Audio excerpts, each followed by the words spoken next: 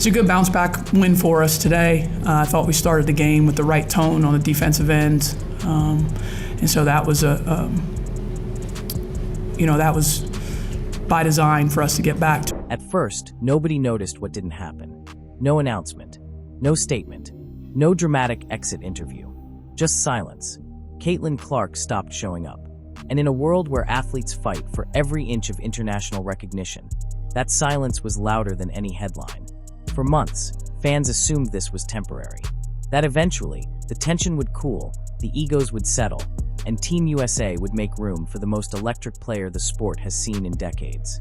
That moment never came, because what happened behind closed doors didn't just strain the relationship, it erased it. And once you understand what unfolded inside that gym, Clark's decision stops looking emotional and starts looking inevitable.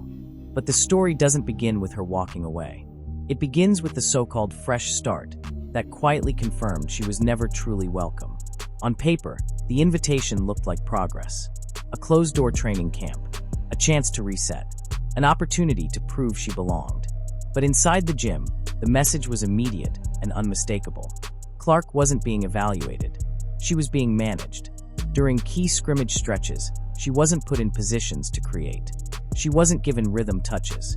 She wasn't even treated like a primary option. Instead, she was parked, used as spacing, turned into a decoy while sets ran through veterans whose best years were already behind them. This wasn't subtle. In basketball, taking the ball out of a scorer's hands isn't strategy. It's a statement. And the statement was clear. You will adapt or you will disappear. Observers described moments where Clark called for actions she's run her entire career, only to be waved off. Cuts ignored. Screens abandoned. The flow of the offense moving deliberately away from her presence. It wasn't about mistakes. It wasn't about defense. It wasn't even about fit. It was about hierarchy. And when Clark reportedly tried to understand her role, the response wasn't guidance. It wasn't feedback. It was distance. A cold, professional dismissal that told her everything she needed to know. This wasn't a competition for minutes. It was a quiet demotion. And the source of that message didn't come from teammates. It came from the top. And once the coach spoke, everything changed. The tension didn't explode in practice. It leaked out in tone. When the media asked about integrating young superstars, the response wasn't excitement. It wasn't curiosity. It was restraint. Carefully chosen words about chemistry, structure, and earning your place. On the surface, it sounded reasonable. But to anyone paying attention, it was familiar. That same language had already been used to justify the Olympic snub. And now it was being recycled, aimed directly at the most talked-about player in the sport. Not because she wasn't producing, but because she was producing differently. Clark represents pace, volume, deep range, freedom. The system she walked into represents control, precision, hierarchy. This wasn't a basketball disagreement. It was a philosophical collision. From the coach's perspective, Clark's game is chaotic. High-risk passes, deep pull-ups, defensive gambles. To a traditional system, that reads as a liability. But to everyone else, it's gravity. Defenders panic. Coverage stretches. Teammates get space they've never seen before. Entire offenses reshape themselves around her presence. That's not recklessness. That's influence. And influence is dangerous to a system built on obedience. Because once a 22-year-old becomes the center of attention, the power shifts. Suddenly the playbook isn't sacred. Suddenly the coach isn't the main character. And that's the part nobody wants to say out loud. This wasn't about fitting Clark into Team USA. It was about Team USA refusing to bend around Clark. The message coming from the sideline was consistent. The system comes first. Always. Even if the system is losing relevance. Even if the audience is tuning in for someone else. And while fans debated rotations and lineups, Clark was quietly absorbing something far more important. She wasn't fighting for a role. She was being tolerated. But the real shock came from how she responded. Because instead of pushing back publicly, she did something that shook the entire program. There was no press release. No dramatic quote. No cryptic social media post. Caitlin Clark simply stopped engaging. Invitations to future minicamps went unanswered. Conversations stalled. The usual back and forth between player and program disappeared. And that silence wasn't confusion. It was clarity. Clark didn't need to announce she was done. The decision was already made. She wasn't going to beg for touches. She wasn't going to perform obedience just to earn respect. And she wasn't going to sacrifice her off-season for a program that had already made up its mind. This was a power move without theatrics. By walking away quietly, she flipped the narrative. There was no meltdown to criticize, no attitude to dissect, no moment for critics to weaponize. Just absence. And absence creates fear. Inside USA Basketball, that fear hit fast. Because for the first time, they had to confront a reality they weren't prepared for. Clark wasn't chasing the Olympic dream. She was choosing peace, and focus, and leverage. While Team USA scrambled to maintain the illusion of stability, Clark redirected her energy to the league that actually celebrated her presence. Training, recovery, brand building, the things that don't require permission. She had reached a conclusion few players ever do. She didn't need them. And once that realization spread through the building, the concern wasn't just about basketball anymore. It was about money, visibility, and what happens when the biggest draw in the sport decides to opt out of the system entirely. Because what followed next wasn't disappointment. It was panic. The moment Clark stepped away, the phones started ringing. Not from fans, from executives. USA Basketball knows the numbers. They've seen the charts. They understand what happens to viewership when Clark is on the floor, and what happens when she isn't. The spike isn't subtle. It's historic. Entire broadcasts have been rebuilt around her gravity. And now that gravity was gone. Behind the scenes, the concern wasn't about lineups or rotations. It was about leverage. Media partners had paid for a future centered on star power, not ideology. Sponsors had invested in visibility, not principles. And the future everyone was selling? It had Caitlin Clark at the center. The 2028 Los Angeles Olympics were supposed to be a coronation. Home soil. Primetime coverage.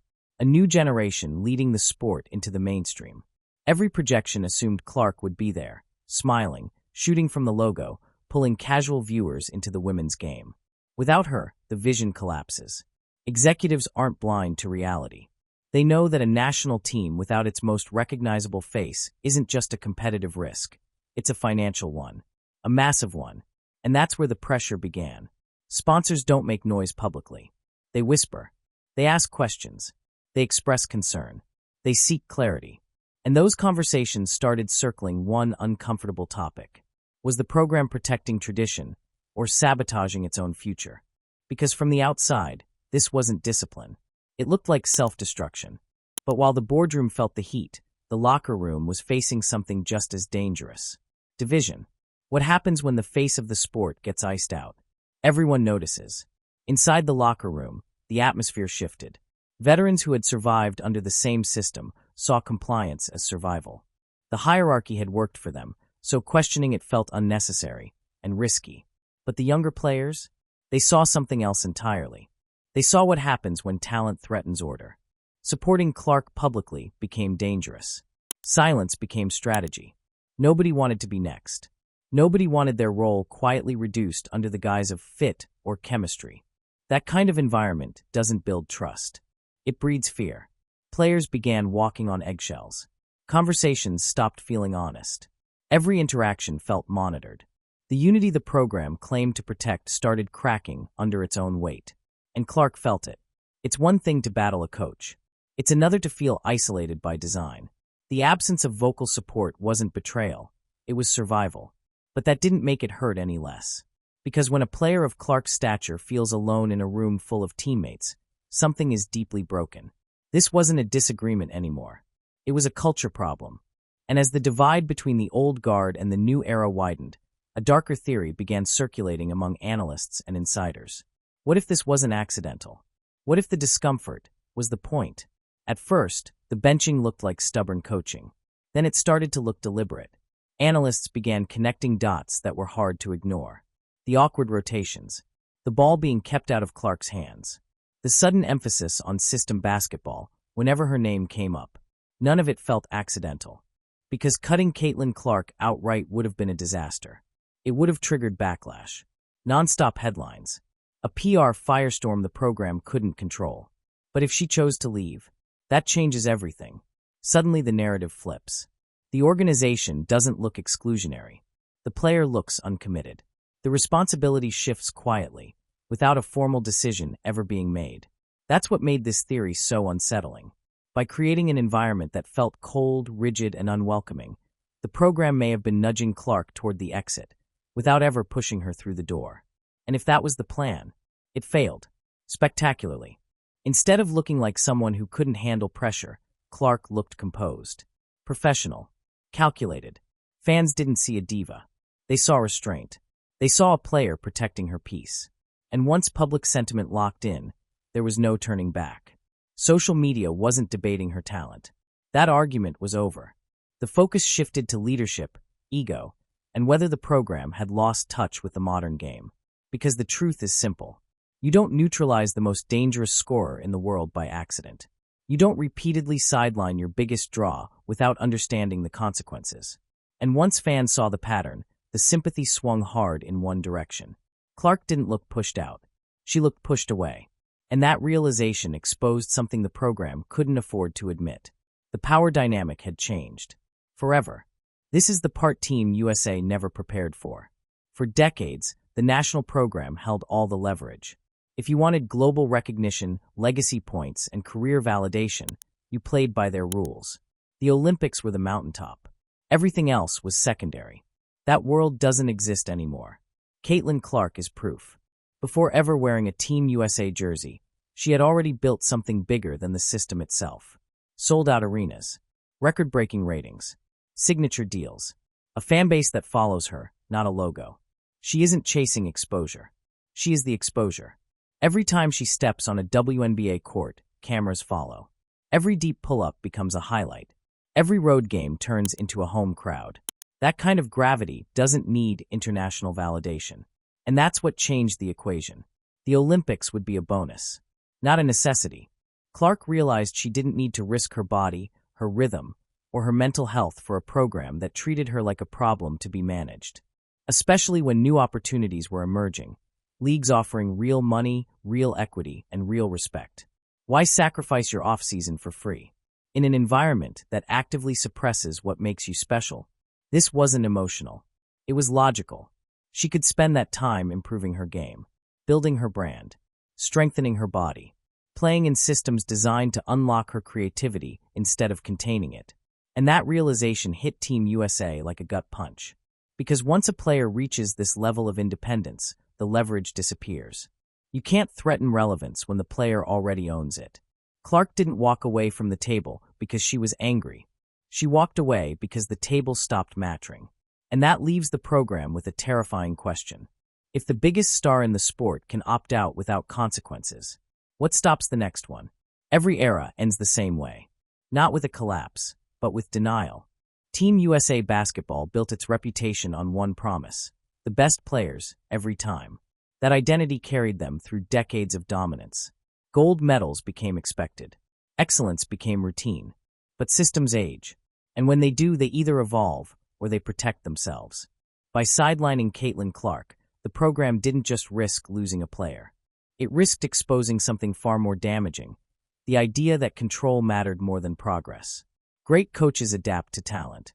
They don't demand talent shrink to fit them. History is full of examples. The most successful leaders didn't fight generational players. They built around them. They trusted their influence instead of fearing it. This situation revealed a different instinct. One driven by authority, by legacy protection, by the belief that the system must always remain the star. But the game has moved on. Fans aren't tuning in for schemes anymore. They're tuning in for moments, for range that bends logic, for players who stretch the floor and the imagination at the same time. Clark represents that shift. And by refusing to embrace it, Team USA may have done something unthinkable. They made themselves optional. Because now, the conversation isn't about whether Caitlin Clark can help the national team. It's about whether the national team can stay relevant without her. Caitlin Clark didn't quit basketball. She quit negotiating with a system that never planned to meet her halfway. She didn't raise her voice. She didn't burn bridges publicly. She didn't beg for validation. She simply chose not to sit at a table where her presence was treated like a threat instead of a gift. And that decision may force the biggest reckoning in the history of women's basketball. Because when the most marketable, most watched, most influential player in the sport, decides the institution needs her more than she needs it. That's not rebellion. That's evolution. The question now isn't whether Team USA can win without Caitlin Clark. It's whether they can win the fans, the sponsors, and the future. Or if this moment will be remembered as the day the system chose comfort over greatness and paid the price. If you want real stories like this, where power shifts, egos clash, and the truth isn't always what you're told, make sure you're subscribed. These moments are reshaping the future of sports, and this is only the beginning.